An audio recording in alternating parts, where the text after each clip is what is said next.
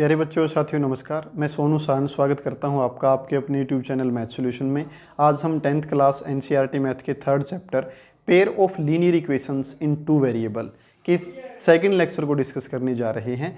इसमें हम pair of linear equation को लेके चलेंगे और यहाँ पर हम देखेंगे कि इक्वेशन का सॉल्यूशन क्या होता है, ग्राफिकल मेथड से इक्वेशन को और अन्य जो भी मेथड हैं वो आगे डिस्कस करेंगे। इनसे पहले हम इक्वेशन में जो कोफिशिएंट आते हैं उनका यूज़ करके इक्वेशन का सॉल्यूशन किस तरह का है इसके बारे में आज बात करते हैं। तो चलिए शुरू करते हैं आज का लेक्चर। सबसे पहले मैं लेके चलता हूँ पेयर ऑफ लीनियर इक्वेशन, जो कि मैंने फर्स्ट इक्वेशन क्या ली है, a1x plus b1y plus c1, और दूसरी इक्वेशन हम क्या लेके चले हैं, a2x plus b2y plus c2 equal to 0। ये आपकी फर्स्ट इक्वेशन हो गई और ये आपकी सेकंड इक्वेशन हो गई। फर्स्ट और सेकंड इक्वेशन में दो वेरिएबल हैं, फर्स्ट में x और y, सेकंड में भी x और y, दो वेरिएबल में आपकी इक्वेशन है। और साथ में फर्स्ट इक्वेशन में a1 b1 c1 ये क्या है, a1 x का कोफिशिएंट है, b1 y का कोफिशिएंट है और c1 कांस्टेंट टर्म है फर्स्ट इक्वेशन में। इसी तरह से a2 सेकंड इक्वेशन में x का कोफिशिएंट, b2 y का कोफिशिएंट और सेकंड इक्वेशन में c2 किसका काम कर रहा है, कांस्टेंट क्वांटिटी का काम कर रहा है सेकंड इक्वेशन में। तो साथियों यहाँ पर ये जो आपके a1 b1 c1 है और जो a2 b2 c2 है ये है रियल नंबर, और x और y की वैल्यू भी आपकी आए तो real number he, but x और y की वैल्यू यहाँ पर वेरी करेगी, चेंज हो सकती है। अब इन दोनों इक्वेशन के लिए क्या कोई पॉइंट ऐसा मिल सकता है जो इन दोनों इक्वेशन को सेटिस्फाई करे? अगर आपको ऐसा पॉइंट मिल जाए तो वो इन दोनों इक्वेशन का कॉमन सॉल्यूशन कहलाएगा। एग्जांपल के तौर पे हो सकता है x1 y1 मैंने एक पॉइंट लिया और ये इन दोनों इक्वेशन को क्या कर दे, सेटिस्फाई कर दे। जैसे कि x1 y1, x की जगह पे x1, y की जगह पे y1, आप फर्स्ट इक्वेशन में पुट करें लेफ्ट साइड में और रिजल्ट क्या हो जाए, राइट साइड की इक्वल यानी कि 0 हो जाए। इसी तरह से आप ये x1 और y1 सेकंड इक्वेशन में x और y की जगह पे पुट करें और लेफ्ट साइड के अंदर पुट करें तो रिजल्ट किसकी इक्वल आ जाए, राइट साइड की इक्वल आ जाए। तो आप क्या बोल सकते हैं, ये पॉइंट इन दोनों इक्वेशन को, फर्स्ट को और सेकंड को सेटिस्फाई करता है, इसलिए इन दोनों का ये क्या कहलाएगा, कॉमन सॉल्यूशन कहलाएगा। थोड़ा एग्जांपल से और क्लियर हो जाएगा। मैं एक दो एग्जांपल लेके चलता हूं और आप एक बार इन कांस्टेंट क्वांटिटी के बारे में बात कर लेता हूं। या तो दोनों कांस्टेंट लेफ्ट साइड में रहें, राइट साइड में आप 0 बना के चलें, या फिर दोनों ही कांस्टेंट राइट साइड में रहे। अगर आपने ऐसा कर लिया तो आप कोई भी वे अपना सकते हैं, जैसे कि दोनों कांस्टेंट लेफ्ट में लें या फिर राइट साइड में लें, इससे आपके रिजल्ट पे कोई इफेक्ट नहीं पड़ेगा, रिजल्ट सेम आएगा। हाँ, ये गलती मत कर देना कि एक इक्वेशन का कांस्टेंट लेफ्ट साइड में है, दूसरी का राइट साइड में है, तब आपका क्वेश्चन गलत हो जाएगा, ठीक नहीं रहेगा। तो चलिए मैं एग्जाम्पल लेके चलता हूँ। जैसे कि मैंने दो इक्वेशन ली, एक इक्वेशन है 2x प्लस 3y और -5 इक्वल टू 0। यहाँ पर ये 5 उधर जाके पॉजिटिव हो जाएगा तो उधर राइट साइड में आप +5 लिख सकते हैं, नहीं तो इक्वेशन आपकी ऐसे ही रहेगी। उसके बाद मैंने लिया 5x प्लस 7y और -12 इक्वल टू 0। जैसे कि इन दोनों इक्वेशन के लिए हमने बात की थी x1 y1 अगर इनको सेटिस्फाई कर दे तो इन दोनों का कॉमन सॉल्यूशन कहलाएगा। इसी तरह से मैं एक पॉइंट लेके चलता हूँ, x1 की जगह पे 1 और y1 की जगह पे 1, यानी कि 1 1 मैंने एक पॉइंट लिया। देखते हैं इन दोनों इक्वेशन को सेटिस्फाई करेगा या नहीं करेगा। ये अगर सेटिस्फाई कर गया, दोनों इक्वेशन को, किसी एक को सेटिस्फाई कर जाए इससे बात नहीं बनेगी। अगर दोनों को सेटिस्फाई करता है तो इन दोनों के लिए वो कॉमन सॉल्यूशन कहलाएगा। यानी कि जो आपके पास ये सिस्टम आया है pair of linear equations in two variable का, इसके लिए ये पॉइंट सॉल्यूशन तब कहलाएगा जब ये पॉइंट इन दोनों इक्वेशन को सेटिस्फाई कर दे। चलिए हम पुट करके देखते हैं लेफ्ट साइड में, जो कि फर्स्ट इक्वेशन का लेफ्ट साइड है। यहाँ पर पुट कर दिया मैंने, x की जगह पर भी 1 और y की जगह पर भी 1। यहाँ पर जब आप ये जो पेयर लेके चलते हैं, कोमा से पहले जो होता है वो x की वैल्यू होती है, कोमा के बाद में जो होता है वो y की वैल्यू होती है। चलिए पुट कर देते हैं, y की जगह भी 1 और साथ में क्या है -5, ये 2 + 3 ये 5, फिर से -5, रिजल्ट आपके पास क्या आया, 0 ही आएगा, जो कि राइट साइड के इक्वल है।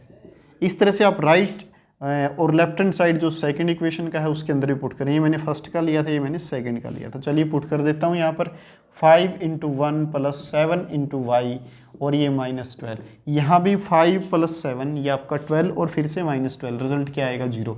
यानी कि राइट साइड के इक्वल है। तो इस तरह से हम बोल सकते हैं कि जो आपका ये 1 पॉइंट है इस पूरे सिस्टम के लिए, system of linear equation in 2 variable के लिए क्या कहलाएगा, सॉल्यूशन कहलाएगा।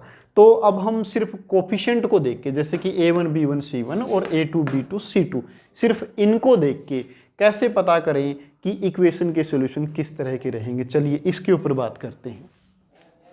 और साथियों, इससे पहले की वीडियो का लिंक इस वीडियो के डिस्क्रिप्शन में आपको मिल जाएगा। तो जो इस एक्सरसाइज के लिए या आज के लेक्चर के लिए जो प्रीवियस नॉलेज है आप फर्स्ट लेक्चर से ले लें और तब आप ये सेकंड लेक्चर शुरू करें, इससे आपको बहुत अच्छे तरीके से समझ में आएगा सब कुछ।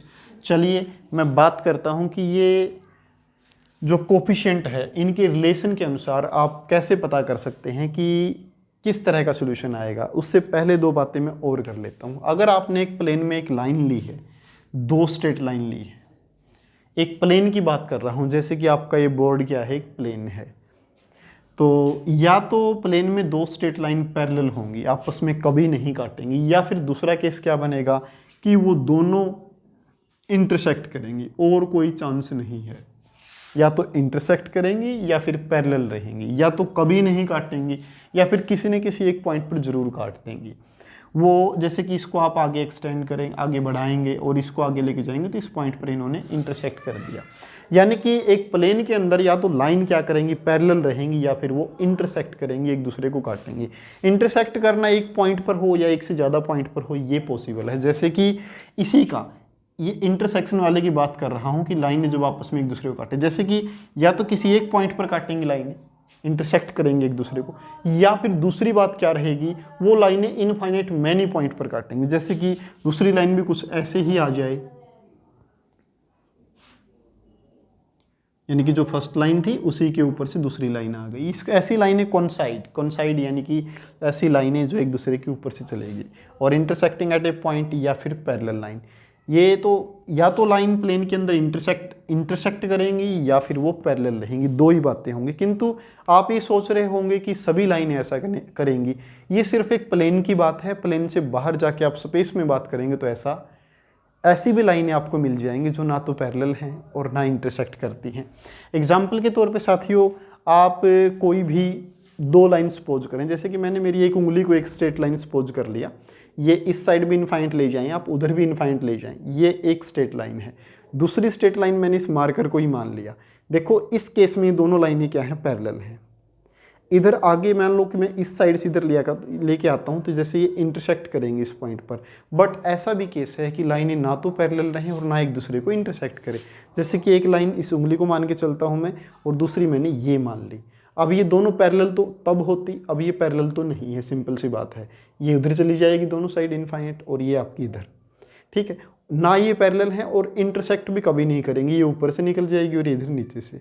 तो स्पेस में ऐसा हो सकता है कि लाइनें ना तो पैरेलल हों और ना एक दूसरे को इंटरसेक्ट करें। बट जब बात प्लेन की चलेगी तो वहाँ पर लाइनें या तो पैरेलल रहेंगी या फिर क्या होंगी, इंटरसेक्ट करेंगी। इंटरसेक्ट करने का बात यही है कि वो सिर्फ यूनिक पॉइंट पर इंटरसेक्ट करें या फिर वो इनफाइनाइट मैनी पॉइंट पर इंटरसेक्ट करें। सिर्फ ये 2 ही बातें हो सकती हैं इंटरसेक्शन में।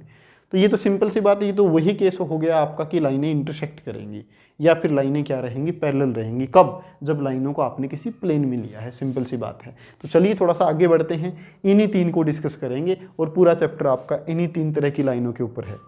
बड़ा सिंपल है साथियों। और ये आप लाइन की इक्वेशन को, जैसे कि ये फर्स्ट लाइन है, ये एक स्ट्रेट लाइन बनाएगी ग्राफ पे। ये सेकंड लाइन का इक्वेशन जो आपने लिखा है, ये भी ग्राफ पे जब आप इसको बनाने जाएंगे तो ये भी एक स्ट्रेट लाइन बनाएगी। वो लाइन को ग्राफिकली रिप्रेजेंट करना हम नेक्स्ट लेक्चर में सीखेंगे। उससे पहले हम कोफिशिएंट के बारे में ही बात करते हैं। सबसे पहली बात करता हूँ साथियों मैं कि आप x के कोफिशिएंट को एक दूसरे से डिवाइड कर दें। जैसे कि आपने क्या किया, a1 को डिवाइड कर दिया a2 से। फर्स्ट इक्वेशन से x का कोफिशिएंट जिसको a1 डिनोट करता है, सेकंड इक्वेशन से x का कोफिशिएंट जिसको a2 से लिखा गया है। तो ये डिवाइड करके आप वैल्यू देख लें क्या आई। फिर आप क्या करें, y के कोफिशिएंट को एक दूसरे से डिवाइड करें। अगर आपने यहाँ पर न्यूमरेटर के रूप में फर्स्ट इक्वेशन से आपने कोफिशिएंट x का उठाया है, तो आप फिर फर्स्ट इक्वेशन से ही उठाएं y के कोफिशिएंट और उसको डिवाइड करें सेकंड इक्वेशन का जो y के कोफिशिएंट है उससे। और साथियों अगर ये रेशियो इक्वल न आए, अगर ये रेशियो इक्वल ना आए तो जो आपकी लाइंस रहेंगी वो कैसी रहेंगी, इंटरसेक्टिंग लाइन रहेंगी, और वो इंटरसेक्ट करेंगी यूनिक पॉइंट पर। लाइनें कैसी रहेंगी, इंटरसेक्टिंग लाइंस। लाइनें कैसी हैं, intersecting lines eight unique point. Point जो आपका रहेगा वो अद्वितीय रहेगा, वो एक ही पॉइंट होगा। एग्जाम्पल के तौर पे अगर आप ग्राफ पे बनाने जाएंगे तो कुछ इस तरह की लाइन आएंगी जो एक दूसरे को इंटरसेक्ट कर देंगे किसी एक पॉइंट पर, यूनिक पॉइंट पर। जैसे कि यहाँ पर पॉइंट पी पर मान लेते हैं कि जो आपकी फर्स्ट इक्वेशन है उसको मैंने L1 से लिख दिया। ये जो आपकी फर्स्ट इक्वेशन है इससे जो लाइन बनेगी वो L1, सेकेंड इक्वेशन से जो लाइन बन रही है आपकी मैंने उसको L2 से लिख दिया साथियों। तो L1 और L2 अगर क्या कंडीशन सेटिस्फाई हो जाए कि A1/A2 not equal to y B1/B2 कि अगर ये कंडीशन सेटिस्फाई हो जाए तो लाइनें क्या हैं, इंटरसेक्ट करेंगी किसी यूनिक पॉइंट पर। किस पे, यूनिक पॉइंट पर। जैसे कि वो यूनिक पॉइंट आपका P से लिखा गया है, लाइनें इंटरसेक्ट करेंगी, सिंपल सी बात है। अब यूनिक पॉइंट पे इंटरसेक्ट करेंगी और यहाँ पर क्या है, ये जो सिस्टम है आपका दोनों इक्वेशंस का, इसको एक सिस्टम के रूप में लेंगे। अगर सिस्टम का सॉल्यूशन एग्जिस्ट करे तो सिस्टम को कंसिस्टेंट बोलते हैं, और सिस्टम का सॉल्यूशन एग्जिस्ट न करे तो सिस्टम को इनकंसिस्टेंट बोलते हैं। तो सिस्टम कैसा रहेगा साथियों, सिस्टम आपका यहाँ पर कंसिस्टेंट रहेगा क्योंकि सॉल्यूशन एग्जिस्ट करता है यहाँ पर। तो क्या बातें हुई, अगर आप दो इक्वेशन आपके पास कोई भी आए, linear equation in two variable, pair of linear equation in two variable अगर आपके पास है तो आप x के कोएफिशिएंट का रेशियो निकाल लें A1/A2, फिर y के कोएफिशिएंट का रेशियो निकाल लें B1/B2। अगर ये इक्वल न आए तो आपको कुछ देखने की ज़रूरत नहीं है, आप पटाख से बता सकते हैं कि जो दोनों इक्वेशन से लाइन बनेगी वो क्या करेंगे, इस तरह की रहेंगी, किसी फिक्स पॉइंट पर, किसी यूनिक पॉइंट पर वो इंटरसेक्ट करेंगी, इंटरसेक्टिंग लाइन रहेंगी, और जो इन दोनों इक्वेशन से सिस्टम आपका बना है वो सिस्टम क्या रहेगा, कंसिस्टेंट रहेगा। इसी को और अच्छे समझने के लिए हम एक एग्जांपल लेके चलते हैं, और हमने जो ये एग्जांपल उठाया है वो एक्सरसाइज से थर्ड क्वेश्चन लिया है। हमने क्या लिया है, एक्सरसाइज के थर्ड क्वेश्चन का फर्स्ट पार्ट लेके चलते हैं साथियों। चलिए, इसमें आपसे यही पूछा गया है कि लाइनें जो एक दूसरे को इंटरसेक्ट करती हैं, किस तरह की लाइनें हैं, आपको ग्राफ दिया है, इक्वेशन दी है लाइन की। जैसे कि सेकंड क्वेश्चन का फर्स्ट पार्ट की अगर मैं बात करूं तो यहाँ पर आपके पास है 5x - 4y + 8 = 0, ये आपकी फर्स्ट इक्वेशन हो गई। और सेकंड इक्वेशन आपके पास क्या है, 7x + 6y - 9 = 0, ये आपका सेकंड इक्वेशन हो गई। चलिए थोड़ा और आगे बढ़ते हैं। अब हमने A1, ये जो फर्स्ट इक्वेशन में x, y और कांस्टेंट टर्म है इनको आप A1, B1 और C1 का नाम देंगे। A1 आपका 5 हो गया, इसी तरह से B1 आपका आप लिखेंगे 4 हो गया। नहीं साथियों, आप सिंबल को साथ में रखें, जैसे कि नेगेटिव है -4 है तो आप -4 लिख दें, और इसी तरह से आपका C1 क्या हो गया 8, सिंबल साथ रहे, टर्म अगर नेगेटिव है तो नेगेटिव रहे और पॉजिटिव है तो पॉजिटिव ही रहे। जैसे कि आप A2 लिखेंगे, A2 आपके पास है 7, इसी तरह से आप B2 लिखेंगे, B2 आपका क्या है, इसके अंदर 6 है, और आप C2 लिखेंगे तो C2 आपका क्या है -9। तो यहाँ पर सबसे पहले आपको A1 को A2 से डिवाइड करना है, ये आपका 5/7 आएगा।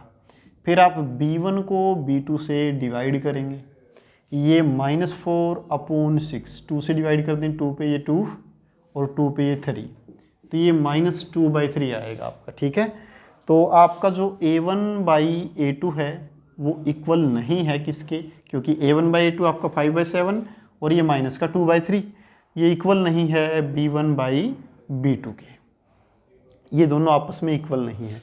तो इस तरह से जो ये दोनों लाइन हैं ये क्या करेंगे, इसी तरह से किसी एक पॉइंट पर इंटरसेक्ट करेंगी।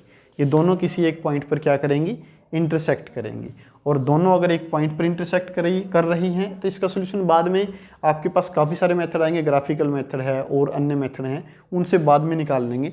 पहले एक बार ये पता कर लें कि किस तरह का सोल्यूशन एग्जिस्ट करता है। तो चलिए, फर्स्ट केस किया हमने, जब A1/A2 not equal to y B1/B2, तब क्या रहेगा, लाइन किसी यूनिक पॉइंट पर इंटरसेक्ट करेगी।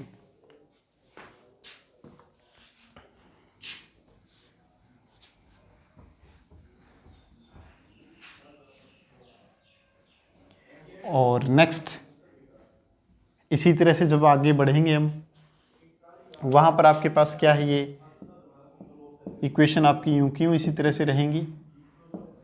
अब आप क्या करें सेकंड केस में, a1/a2 इक्वल अगर आ जाए b1/b2 के, तब आप c1/c2 निकालेंगे। तब आप क्या निकालेंगे, c1/c2।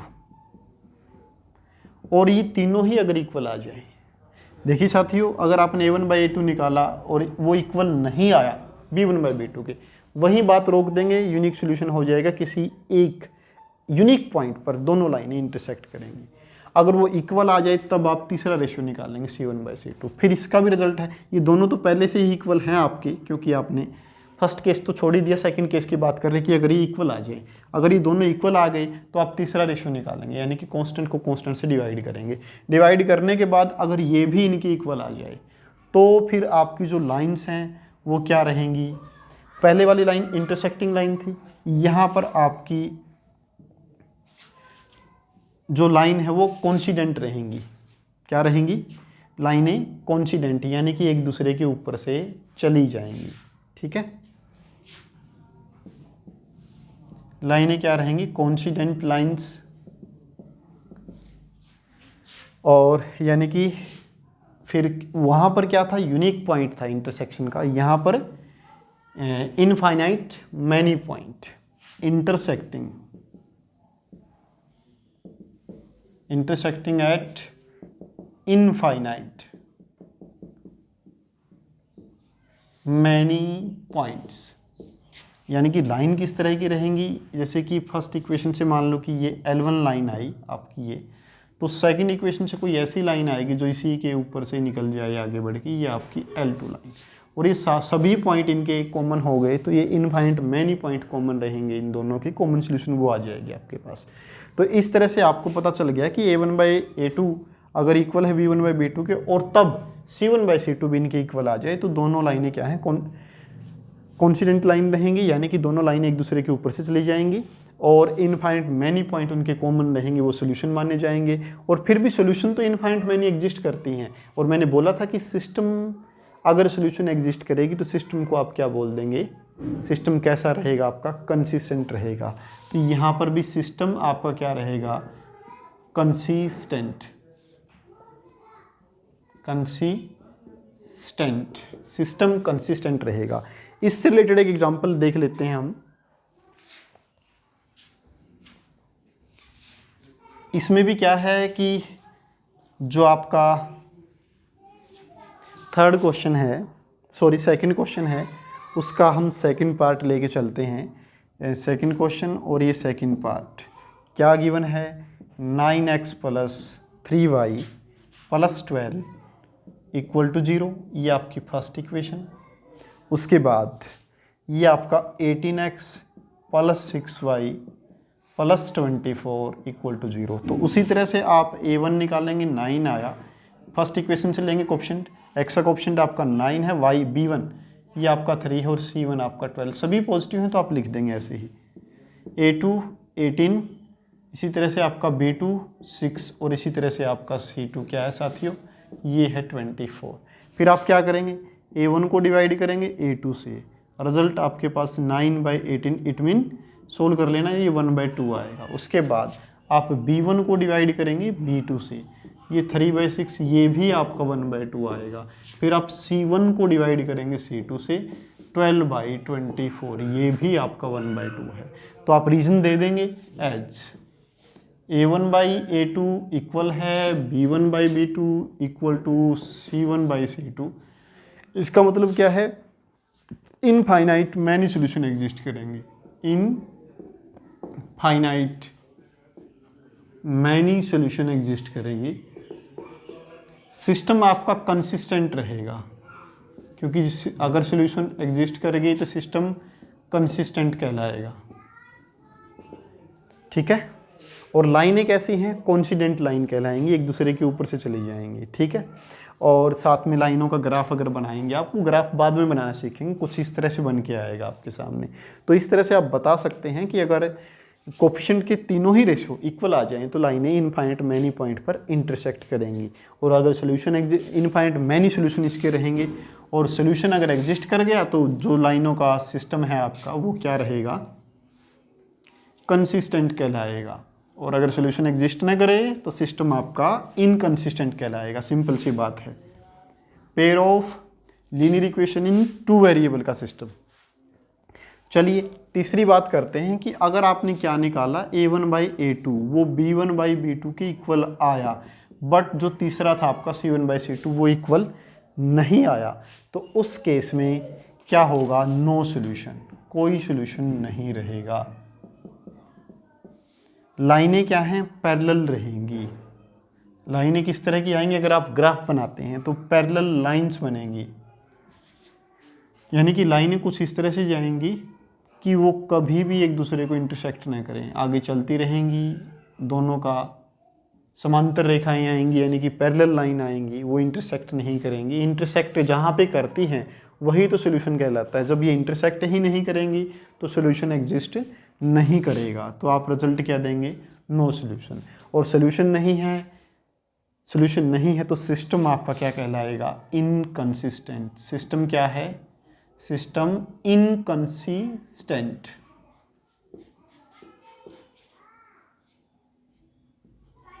सिस्टम इनकंसिस्टेंट रहेगा, यानी कि सिस्टम का कोई सॉल्यूशन एग्जिस्ट नहीं करेगा। सिंपल सी बात है। इसको और बेटर वे में समझने के लिए एक एग्जांपल से इस चीज़ को और अच्छे समझ सकते हैं हम। चलिए देखते हैं। तो यहाँ पर आपके पास जो इक्वेशन गिवन है वो सेकंड क्वेश्चन के थर्ड पार्ट को लेके चलता हूँ मैं एक बार। 6x ये है -3y, उसके बाद है +10 = 0, उसके बाद नेक्स्ट 2x -y +9 = 0। ये आपका फर्स्ट इक्वेशन से a1 6, b1 आपका -3 है यहाँ पे, और c1 आपका क्या है 10। सिमिलरली सेकंड इक्वेशन से आप x के ऑप्शन को a2 लिख देंगे 2, फिर आपका b2 क्या आएगा, y का ऑप्शन यहाँ पर कुछ दिखाई नहीं दे रहा तो ये आपका -1 है, और ये आपका c2 क्या आया 9। तो आपने a1 को डिवाइड किया a2 से, यानी कि 6/2, ये आपका 3 आया। फिर आपने b1 को डिवाइड किया b2 से, ये आपका -3 और -1 से आप डिवाइड करेंगे तो नेगेटिव से नेगेटिव कैंसिल, आपका 3/1 यानी कि 3 आया। ये दोनों सेम आए। और आप c1/c2 निकालेंगे तो c1 10/9, ये कैंसिल आउट भी नहीं होगा, यूं का यूं छोड़ देंगे। तो आपका रिजल्ट क्या है आप बता देंगे एज, ये बातें बाद में लिखेंगे, as a1/a2 = b1/b2 but not equal to c1/c2। So फिर लिखेंगे so there is no solution. Parallel line आएंगी आपकी, सिस्टम इनकंसिस्टेंट रहेगा क्योंकि सॉल्यूशन एग्जिस्ट नहीं करता, और लाइनें कैसी हैं, पैरेलल हैं, कभी भी एक दूसरे को इंटरसेक्ट नहीं करेंगी। ये प्लेन वाली लाइनों के बारे में ही बात हो रही है। तो चलिए साथियों थोड़ा और आगे बढ़ते हैं ताकि आपको ये जो हमने अभी सीखा है ये और बेटर वे में समझ आ जाए। एक दो एग्जांपल और लेके चलते हैं। तो आप 3.2 साइज में सेकंड क्वेश्चन तो अभी हमने कर ही लिया, नेक्स्ट थर्ड और फोर्थ क्वेश्चन है जो इसी तरह से पूछेंगे आपसे कि सिस्टम कंसिस्टेंट है या नहीं, ये पूछ सकते हैं। जैसे कि सेकंड इक्वेशन में इन्होंने पूछ लिया था कि किस तरह की सॉल्यूशन है, यूनिक सॉल्यूशन है, इनफाइनाइट मैनी सॉल्यूशन है, या फिर कोई सॉल्यूशन नहीं है। तो जो थर्ड क्वेश्चन में पूछा जाएगा सिस्टम कंसिस्टेंट है या इनकंसिस्टेंट है। सिस्टम कंसिस्टेंट कब रहेगा, जब सॉल्यूशन एग्जिस्ट करें, या तो क्या है a1/a2 not equal to b1/b2 unique solution वाला केस, या फिर a1/a2 = b1/b2 = c1/c2 infinite many solution वाला केस। दोनों सिस्टम कंसिस्टेंट में चले जाएंगे, और जो एक रहेगा आपका a1/a2 = b1/b2 not equal to c1/c2, ये आपका नो सॉल्यूशन में चला जाएगा, ये सिस्टम इनकंसिस्टेंट बता देगा। और फिर आप फोर्थ क्वेश्चन में करेंगे तो वहाँ पर आपको साथ में ग्राफिकल मेथड से सॉल्यूशन चाहिए, वो नेक्स्ट लेक्चर में करेंगे हम। सिर्फ पहले पता करो अगर यूनिक सॉल्यूशन एग्जिस्ट करता है तो फिर ग्राफिकल मेथड आपको यूज़ करना। फोर्थ क्वेश्चन में ये है। तो आप फोर्थ क्वेश्चन को इतना कर लें कि आप ये मालूम कर लें कि सॉल्यूशन किस तरह का है। अगर सॉल्यूशन यूनिक है तो फिर आप उसको नेक्स्ट लेक्चर के लिए छोड़ दें, उसमें सीख लेंगे ग्राफिकल मेथड। चलिए थर्ड क्वेश्चन से मैं फर्स्ट पार्ट के बारे में बात कर रहा हूँ। यहाँ पर आपके पास फर्स्ट इक्वेशन है 3x + 2y = 5, और जो सेकंड इक्वेशन आपके पास है वो है 2x - 3y = 7। साथियों, हमने जो अभी जर्नल फॉर्म की थी वहाँ पर राइट साइड में 0 था, और मैंने पहले भी बोला था कि या तो दोनों ही कांस्टेंट राइट साइड में रहे तब भी कोई दिक्कत नहीं, या फिर दोनों ही कांस्टेंट दोनों इक्वेशन के लेफ्ट में रहे। तो यहाँ पर दोनों कांस्टेंट राइट में है तो भी कोई समस्या नहीं है। अदरवाइज आप एक साइड लेके आना चाहें तो वो भी ठीक है, उसमें क्वेश्चन में कोई गलती नहीं होगी आपकी अगर दोनों एक साइड में है तो। ठीक है, तो चलिए आप यहाँ से A1 लीजिए, फिर आपको B1 चाहिएगा, फिर आपको C1 चाहिएगा, और इसी तरीके से A2, फिर आपको B2 और फिर आपको C2, ये तीनों चाहिएंगे। इक्वेशन हम लिखते रहेंगे साथ साथ। तो यहाँ पर A1 आपका 3 है, फर्स्ट इक्वेशन से ले रहे हैं, B1 आपका 2 है, और इसको 5 को इधर ले आएंगे, -5 हो जाएगा, या फिर आप राइट साइड में भी ले सकते हैं, उससे भी कोई दिक्कत नहीं आएगी। चलिए, इसमें ये आपका A2, ये -3 आपका B2, और ये 7 इधर आके नेगेटिव यानी कि -7। आपको सबसे पहले क्या लेना है, A1/A2 = ये आपका 3/2 आएगा।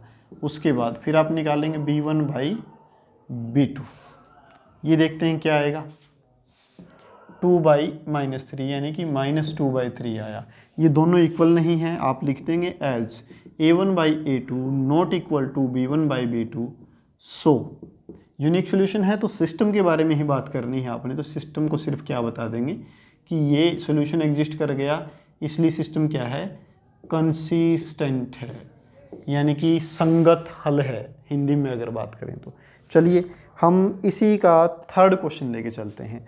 थर्ड क्वेश्चन में जो आपके पास इक्वेशंस गिवन हैं मैं उनको लिख देता हूँ एक बार, यानी कि थर्ड क्वेश्चन के थर्ड पार्ट को लेके चलते हैं, और फिर रेशो निकाल लेंगे और फिर रिजल्ट के बारे में बात करेंगे। तो थर्ड क्वेश्चन का जो थर्ड पार्ट है उसमें फर्स्ट इक्वेशन गिवन है 3/2x, उसके बाद +5/3y, और उसके बाद है +7 गिवन है यहाँ भी। नेक्स्ट है 9x - 10y = 14। आप इनको कांस्टेंट को आप लेफ्ट साइड में लें, राइट में छोड़ के चलें तो भी कोई दिक्कत नहीं। फर्स्ट इक्वेशन से 3/2 सबसे पहले, फिर ये आपका 5/3, उसके बाद आपका -7 कर ले, 7 उधर जाके नेगेटिव। राइट में आप यूँ का 7 ले लेंगे तो दोनों का राइट साइड में रख के ले लें, वो भी ठीक है। चलिए, ये 9, उसके बाद ये -10, और उसके बाद ये -14, क्योंकि हमने जर्नल इक्वेशन से कंपेयर किया है इनको। A1/A2 इन दोनों को 3/2 को डिवाइड करेंगे 9 से, डिवाइड करने का मतलब 1 के बटा में लिख के मल्टीप्लाई करना है। ये आपका 3 से कैंसिल आउट, ये आपका 1/6 आया। फिर सोल्व कर लेना इसको अच्छे से, ये ऊपर 1 और ये 2 और 3 का मल्टीप्लिकेशन 6। उसके बाद B1 को जब आप B2 से डिवाइड करेंगे, चलिए B1 आपका 5/3 है, जब आप इससे डिवाइड करेंगे ये आपका क्या है, -10 है, और -10 है तो फिर ये आपका डिवाइड ही करना है आपने, तो -10 लिखेंगे, ये 1/-10। तो चलिए देखते हैं क्या रहेगा। अब ये 5 से कैंसिल आउट, ये आपका 2 आया। इस तरह से माइनस का 1/6। साथियों यहाँ दिखाई दे रहा है ये +1/6 है, ये -1/6 है, तो ये दोनों क्या हैं, इक्वल नहीं है। तो यहीं से आप बोल सकते हैं कि सिस्टम आपका कंसिस्टेंट है। बाय द वे आपका यहाँ पर पॉजिटिव होता 10, तो ये फिर +10 रहता, फिर आप इसको सोल्व करते तो ये भी आपका 1/6 आता। फिर दोनों के इक्वल आने की वजह से आप क्या करते, C1/C2 निकाल के देखते, C1/C2, और ये आपका -7 और ये -14 यानी कि 1/2, नेगेटिव से नेगेटिव कैंसिल आउट, 7 को डिवाइड करेंगे 14 से, 1/2 आएगा। तो फर्स्ट 2 इक्वल होने की वजह से ये दोनों 1/6 और तीसरा आपका 1/2 not equal to C1/C2। First 2 ratio equal आए और C1/C2 इक्वल ना आए तो सिस्टम आपका इनकंसिस्टेंट हो जाएगा। सो सिस्टम कंसिस्टेंट की बजाय आगे इन लगा दें, इनकंसिस्टेंट हो जाएगा, क्योंकि सॉल्यूशन एग्जिस्ट नहीं करेगी, लाइंस आपकी पैरेलल लाइन वाला केस हो जाएगा। चलिए थोड़ा और आगे बढ़ लेते हैं। थर्ड क्वेश्चन से ही आप इस तरह से, मैं सोल्व करता हूँ फिफ्थ पार्ट। स्कोर देख लेते हैं।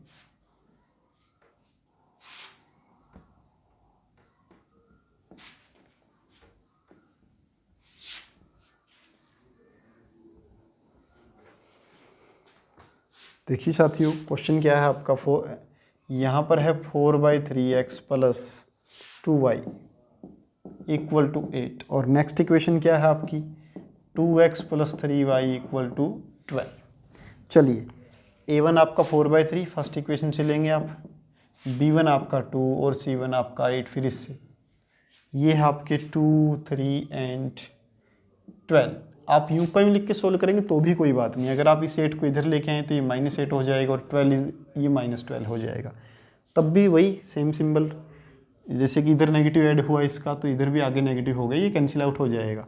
a1/a2, 4/3 को आप डिवाइड करेंगे 2 से, आप 1/2 ही लिख दें, तो सोल्व करेंगे तो आपका ये 2/3 आया आपका, ठीक है। b1/b2 को डिवाइड करेंगे आप,